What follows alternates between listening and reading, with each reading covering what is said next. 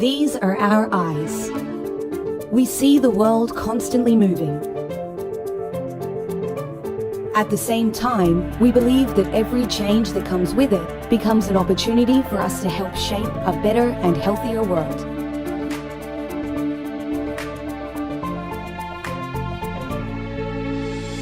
These are our ears. Always ready to listen. Always ready to learn. As we seize the opportunities to enable individuals and families live a healthier and happier life. Develop resilient and thriving communities, shape sustainable consumption, and protect resources for future generations. These are our hands. Every day, we touch billions of lives. Everywhere we are, we strive to make a positive impact. Always with nutrition at our core, and always guided by values rooted in respect. Over 150 years ago, our founder Henri Nestlé inspired us to push boundaries, motivated us to strive for continuous improvement, and always deliver excellence. In 1873, we started building our presence among Indonesian families, offering tastier and healthier choices from generation to generation. These are our feet. The steps that we take will move us forward, leveraging our scale to embrace every opportunity to create value for the society. Our feet will take us to collaborations, and together with our partners, we will turn our words into actions to positively impact the communities we live in. This is our heart. And with our sincere heart, we want to help shape the world by enhancing quality of life and contributing to a healthier future.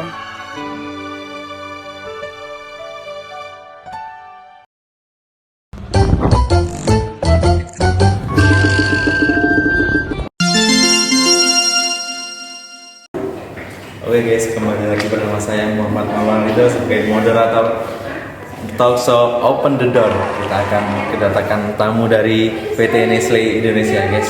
Yuk ikut kita yuk. Mari kita mewawancarai mereka. Oke guys, sepertinya narasumber kita ini sudah sangat siap diwawancara ya. Ini saya ingin bertanya, yang pertama bisa dijelaskan untuk profil PT Nestlé Indonesia? Oke, aku akan menjelaskan profil singkat PT Nestlé yang ada di Indonesia. PT Nestlé ini didirikan di Indonesia pada tahun 1971, namun produknya itu udah ada sejak 1873. Sampai sekarang masih produksi? Iya, sampai sekarang masih produksi dan kurang lebih sudah berdiri 150 tahun lebih. Sudah lama berarti? Sudah lama banget. Nah, untuk pendiri PT Nestlé sendiri itu dari Swiss. Beliau itu seorang apoteker bernama Jerman Henry Nestlé. Mungkin perusahaan Nestlé itu terinspirasi dari nama akhir. Oh, nama akhir si Jerman Henry Nestlé. Oh iya, itu dari nama Nestlé-nya itu. Iya. PT Nestlé ini juga menjadi salah satu produsen terbesar di dunia, dan di Indonesia juga termasuk memiliki produk yang berkualitas tinggi. Jadi produk mereka itu selalu mementingkan kualitas yang baik, karena salah satu produknya itu kan kayak susu, sereal, kopi. Itu biasanya sangat disenangi anak-anak di Indonesia, baik remaja yang sudah tua biasanya senang membeli produk dari Nestlé itu sendiri ya. Ya, apoteker ini terinspirasi dari anak-anak bayi. Kan waktu itu di Swiss itu tingkat kematian bayi kan tinggi, jadi beliau itu memproduksi susu agar si bayi ini tidak rendah, tingkat kematiannya itu rendah. Nah, berlanjut ke Indonesia, mereknya itu ada Delikal, Nescafe, Coco Crunch, dan lain-lain. Kan mungkin teman-teman sudah nggak asing ya sama merek-merek ini. Iya, baik. Selanjutnya ini pasti teman-teman sudah dengar ya. Bagaimana sih sistem pendelegasian pimpinan PT tersebut? Untuk pendelegasian yang pernah di PT Nestlé itu sebenarnya sama aja ya seperti perusahaan lain. Nah, umumnya pendelegasian pemenang itu kan dari jabatannya yang tinggi. ke yang lebih rendah. Contohnya kayak mungkin manajer, pasti kan ada sekretarisnya. Apabila manajer ini berhalangan hadir pada suatu rapat penting, pasti sang manajer ini akan mendelegasikan sekretaris tersebut. Oh, seperti dibagikan. Ya, dilakukan seperti itu. Kan manajer juga manusia biasa ya, jadi nggak selalu hadir seperti itu. Jadi sama aja. Tapi untuk pendelegasian tersebut harus dilihat dulu orang ini seperti apa.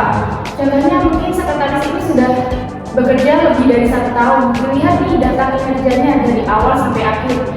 Beliau melakukan tugas yang benar, yang baik, atau justru kinerjanya itu buruk. Jadi kita nggak main ini. Nggak asal pilih siapa yang akan dibagikan. Benar, nggak asal pilih juga. Karena kalau rapat ini menyangkut apa ya, informasi penting terkait perusahaan. Baik.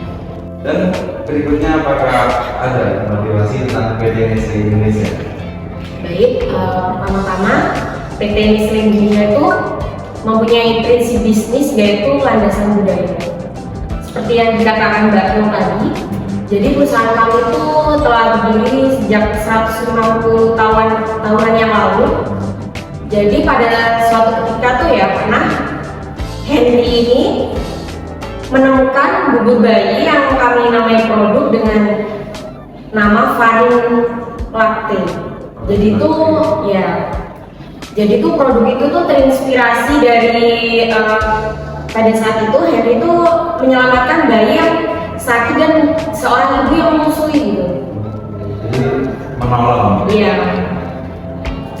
Saya ingin menambahkan ya yang ada di rekan saya Mbak Tati tadi.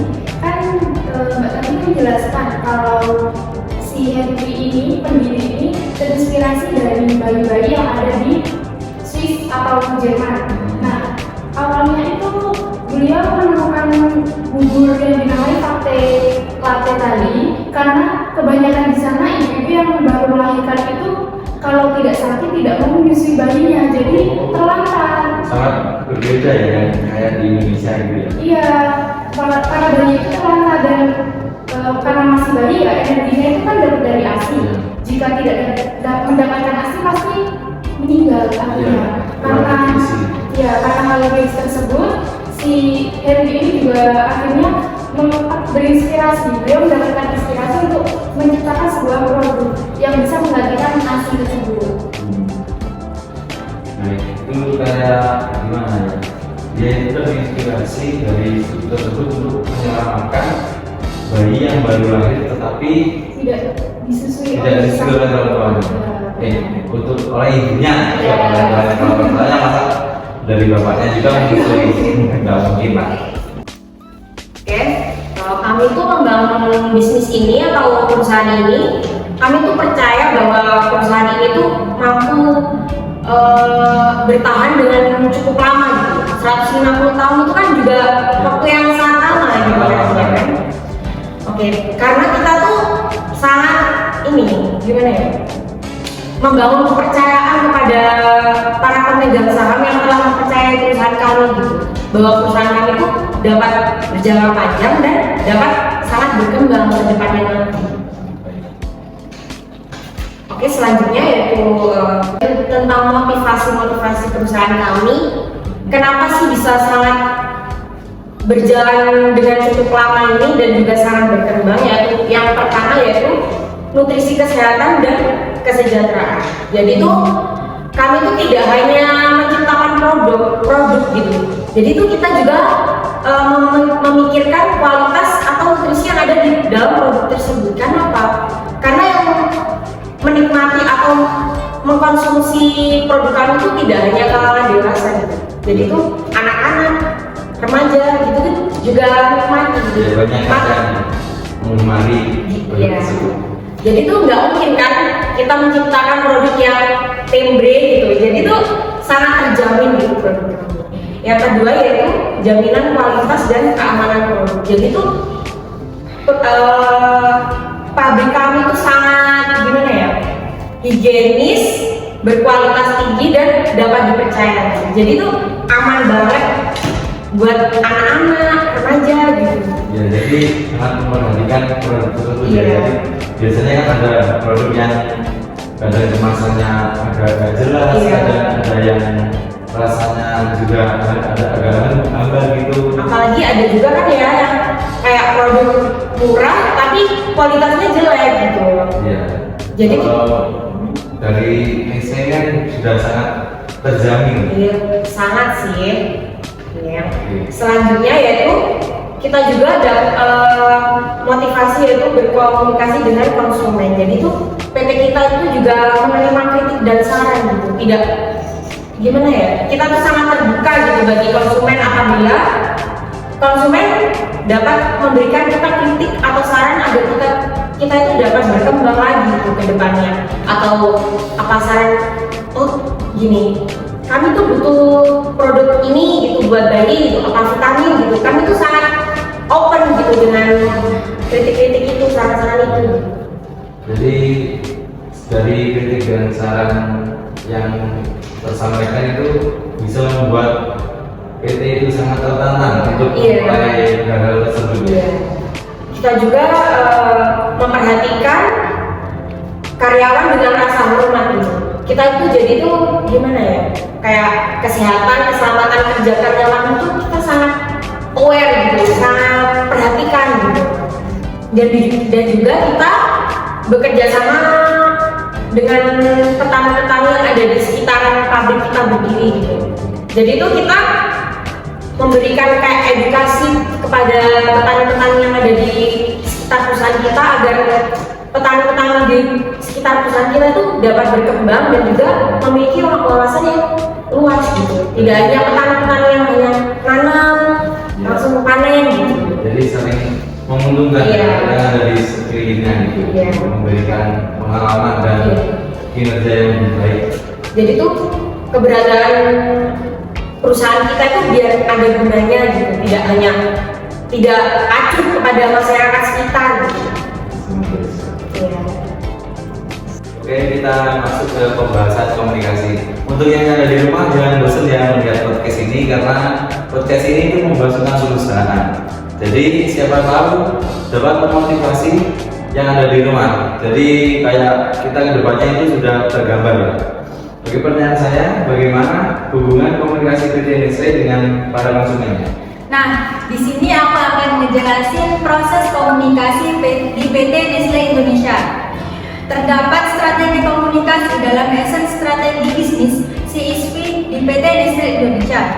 Nah, proses komunikasi konsumen dengan PT Nestle Indonesia menggunakan dialog, co-learning, dan co-creation experience dengan mendifusikan inovasi dan pengalaman kepada konsumen.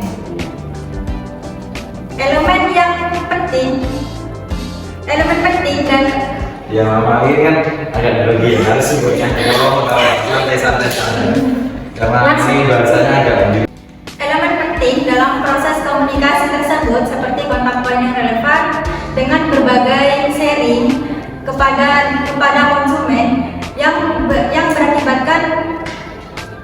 Guys, ini ada butuh mungkin kakaknya ini baru pertama kali ya masuk podcast. Silakan bisa di mana konsumen berinteraksi dengan konsumen yang lainnya. Nah, selain itu, media massa menjadi faktor yang menumbuhkan nilai-nilai yang ada dalam program-program CSV, sehingga diketahui oleh target audiens yang lebih luas. Kemudian terjadilah sebuah jaringan yang berhubungan antara satu elemen dengan elemen yang lainnya, dengan menjadi sebuah komunikasi tersebut. Oke, seperti yang saya katakan tadi, jadi tuh perusahaan kita tuh menerima kritik dan saran. Jadi contohnya seperti program yang disampaikan Mbak Lida tadi ya. Jadi tuh menerima saran-saran produk yang akan kita buat itu kita sangat menerima. Jadi biar perusahaan kita semakin berkembang gitu ke depan. baik sih untuk kritik dan saran tersebut. Baik, untuk selanjutnya pertanyaan ke berapa ya? Sudah lupa ya, sangat banyak sekali lah. Berikutnya, kira-kira apakah ada ciri khusus struktur kepemimpinan di perusahaan Nestle? Perusahaan kami juga mempunyai struktur kepemimpinan ya, sama seperti perusahaan-perusahaan lain. Jadi itu pemegang struktur kepemimpinan yang tertinggi dipegang oleh CEO, direktur utama kita jadi itu CEO, dan juga jajaran eksekutif lainnya yang memegang peran kunci dalam perusahaan kami, perusahaan Nestle Indonesia. Juga CEO dalam perusahaan kami itu sama ya seperti perusahaan-perusahaan lain. Jadi itu tugas yang utama yaitu bertanggung jawab atas strategi umum perusahaan dan juga pengambilan keputusan yang penting yang ada dalam perusahaan. Yang kedua yaitu jajaran eksekutif. Jadi itu jajaran eksekutif itu memiliki tugas yaitu sebagai fungsi organisasi, operasional, dan juga fungsi sumber daya manusia. Oh itu yang bagian Iya. siapa itu tadi? Eksekutif. Iya. Baik. Selanjutnya, apakah ada konflik yang terjadi pada perusahaan Nestle baru-baru ini? Sebagai sektor kritikal, perusahaan kami tidak mengalami kendala beroperasi. Namun, datanya pandemi kemarin banyak memberi dinamika baru. Saat ini bahkan memberikan tantangan bagi perusahaan kami. Salah satunya, pandemi telah meningkatkan permintaan pada produk bernutrisi. Jadi dengan adanya kasus COVID kemarin itu sangat berpengaruh ya, sangat berpengaruh maksudnya untuk PT tersebut itu tidak berhenti di jalan saat ada kasus COVID tersebut ya. Iya, justru dengan adanya COVID-19 kemarin dapat meningkatkan permintaan pada produk yang bernutrisi. Salah satunya susu Beer Brand. Permintaan susu ini sangat meningkat karena mengandung beberapa vitamin dan mineral seperti vitamin D dan zat besi, sehingga sangat banyak konsumen yang berminat membeli salah satu produk kami, yaitu susu Beer Brand. Nah, untuk mengatasi permintaan itu, perusahaan kami menggandeng 26.000 peternak sapi untuk menyerap 720 ton susu segar setiap harinya. Seperti yang saya katakan tadi, perusahaan ini memiliki mitra 26.000 peternak susu perah dengan pembelian 6.000. iya, Sangat banyak sekali.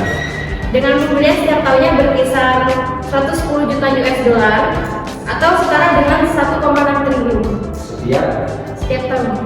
tahun. Berjualan sekali ya guys. Masih diingat kan ya, waktu pandemi itu memang susu Beer Brand itu sangat laku gitu. Jadi sampai masuk berita gitu bahwa stok susu Beer Brand itu benar-benar habis gitu. Iya. Karena manfaat dari susu Iya. tersebut juga sangat baik sekali untuk badan kita. Oke, saya dilanjut dulu. Sudah. Oke. Berikutnya apa saja sih teknik dan pengendalian dalam manajemen di PT Nestle Indonesia? Perusahaan kami menerapkan berbagai teknik dan pengendalian untuk menjaga kualitas produk serta mematuhi peraturan dan standar yang berlaku. Berikut beberapa teknik pengendalian dan manajemen yang berlaku di PT Nestle Indonesia. Ya. Ada sistem manajemen mutu di mana sistem manajemen mutu untuk memastikan produk yang dihasilkan sesuai dengan standar kualitas dan yang ditetapkan.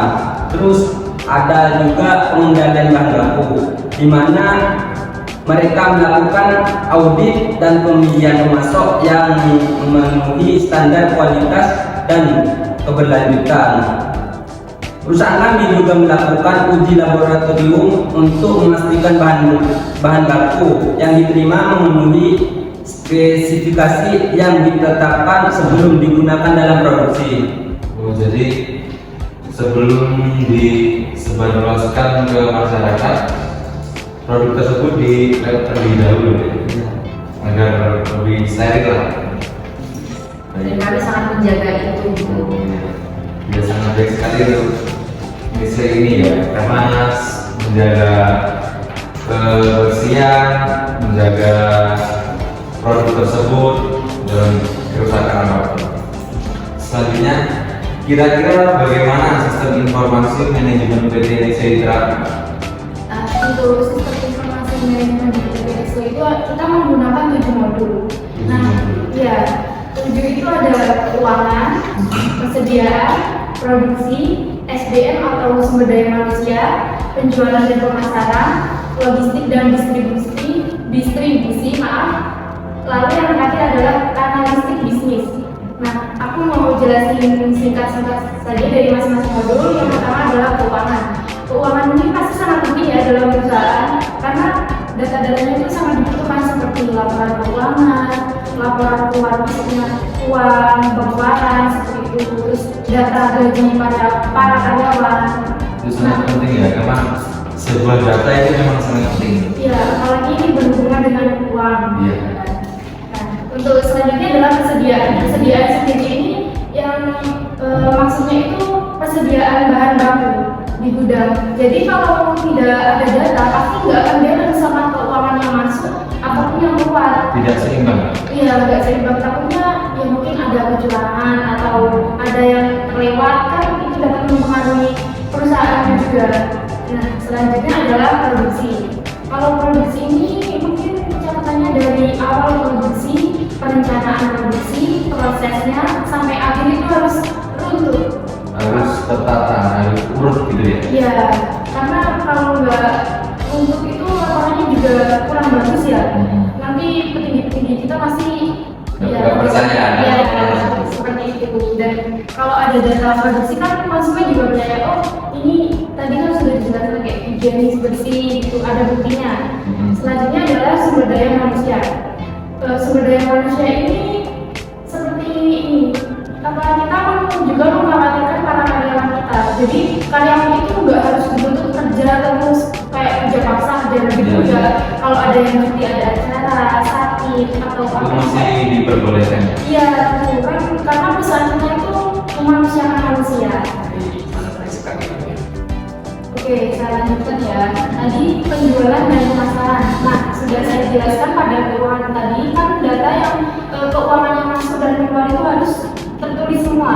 Pada penjualan dan pemasaran itu juga harus ditulis, karena itu apa ya? Kalau penjualan kan juga termasuk dividen masuk ke kita kan. Tujuan perusahaan juga pasti mendapatkan keuntungan. Nah, keuntungan itu kita lihat dari laporan data tersebut. Oke, selanjutnya adalah logistik dan distribusi. Nah, logistik dan distribusi ini pengelolaan gedung, mesin, seperti itu ya, alat-alat untuk produksi. Kan kalau gedung sama mesin itu tidak dirawat, takutnya dapat membahayakan karyawan kan. Contohnya kalau mesinnya tiba-tiba rusak, terkadang ada yang langsung mati, terkadang kan ada yang lewat sampai kayak Berapa hari gitu ya? iya, sampai kayak terbakar gitu, keluar berat. Takutnya kan nanti ada artikel yang tidak baik gitu, jadi itu kan gimana gitu ya. Nah, untuk yang terakhir ini analistik bisnis. Analistik bisnis ini adalah modul yang gunanya untuk semua data yang sudah saya sebutkan tadi, karena jika data semua itu balance dengan apa yang terjadi di lapangan, pasti CEO kita pada saat rapat akan memberikan keputusan yang baik, yang strategis. Jadi seimbang ya. Ya, seimbang. Jadi itu ya guys ya, penjelasan dari PT NED tersebut. Jadi kalian kalau memperhatikan dari awal sampai akhir pasti banyak poin-poin yang sangat penting untuk memotivasi kalian di rumah. Oke, sekian dari podcast kami. Maaf bila ada kesalahan dari saya moderator baik dari narasumbernya. Oke, saya dari Muhammad Ridho sebagai moderator, mohon pamit dari Talkshow Open the Door. Open the door, dah.